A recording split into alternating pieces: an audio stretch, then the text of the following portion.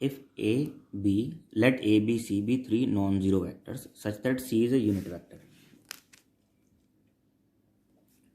C is a unit vector, तो modulus of C is 1. Perpendicular to both A and B. C is perpendicular to both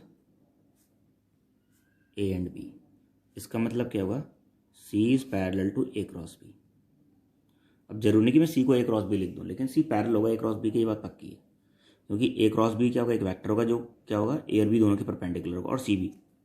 देखो मान लो A और B इस plane पे हैं, यहाँ A और यहाँ B है, तो A क्रॉस B क्या आएगा? ये आएगा, कोई भी वेक्टर A क्रॉस B, और C क्या है? दोनों पे परपेंडिकुलर, तो C आ गया। तो C और A क्रॉस B दोनों क्या होगा? पैरेलल होगा ना, ये दोनों एंगल 90 डिग्री हैं। ठीक है।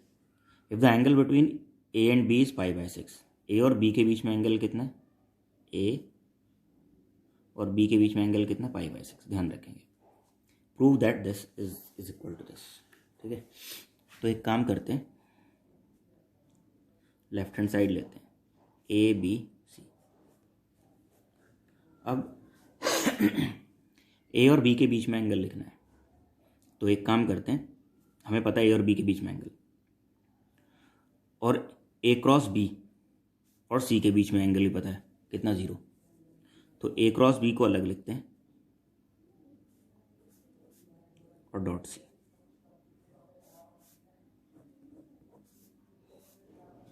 स्केलर ट्रिपल प्रोडक्ट कैसे लिखते हैं? अब A क्रॉस B और C का, मान लो A क्रॉस B एक वेक्टर है ये, और इन दोनों का क्या चाहिए? मैं डॉट प्रोडक्ट चाहिए, तो इसका मॉडुलस और इन दोनों के बीच में एंगल है ना, तो modulus of A cross B, modulus of C, और इन दोनों के बीच में एंगल, इन दोनों के बीच में एंगल कितना होगा? 0। क्यों? क्योंकि C is parallel to A cross B। Since C is parallel to A cross B, तो इन दोनों के बीच में एंगल कितना होगा? 0। अब मॉडुलस ऑफ C कितना दे रखा? 1, तो इसकी जगह 1 रख दें। Modulus of A cross B, ये कितना? 1, और cos 0 भी कितना होता है? 1। तो ये कुल मिला के हमारे पास आ गया modulus of A cross B का स्क्वायर। और modulus of A cross B का स्क्वायर क्या होता है? Modulus of A square, modulus of B square and sine square theta, ये तो हो जाएगा। और थीटा कितना दे रखा है इस बार? एंगल A और B के बीच में जो एंगल है वो कितना है? π/6 है ना। तो मॉडुलस ऑफ A का स्क्वायर, मॉडुलस ऑफ B का स्क्वायर एंड साइन स्क्वायर π/6, तो π/6 यानी 30, साइन 30 1/2, तो कितना हो गया? Modulus of A square, modulus of B square and 1/2 का स्क्वायर।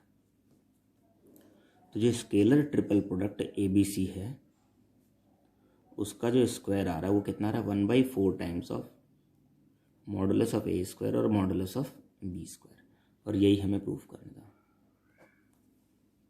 ठीक है, हमें ध्यान रखना पड़ेगा स्टार्टिंग से ही ये लिखते वक्त, क्योंकि मैं इसे तो कुछ भी लिख सकता हूँ, A dot B cross C भी लिख देता हूँ। अगर मैंने इसे A dot B cross C लिख दिया ना तो फंस जाएंगे, क्योंकि B क्रॉस C और A में एंगल ही नहीं पता हमें, तो ये हमें ध्यान रखना पड़ेगा। यहाँ लिख दिया ना हमने C is parallel to A cross B, यानी कि A क्रॉस B और C में हमें एंगल पता है, तो इसलिए हमने इसे A cross B dot C करके लिखा। और फिर बाद में मुझे A और B के बीच में भी एंगल पता है, तो यहाँ भी हेल्प करेगा।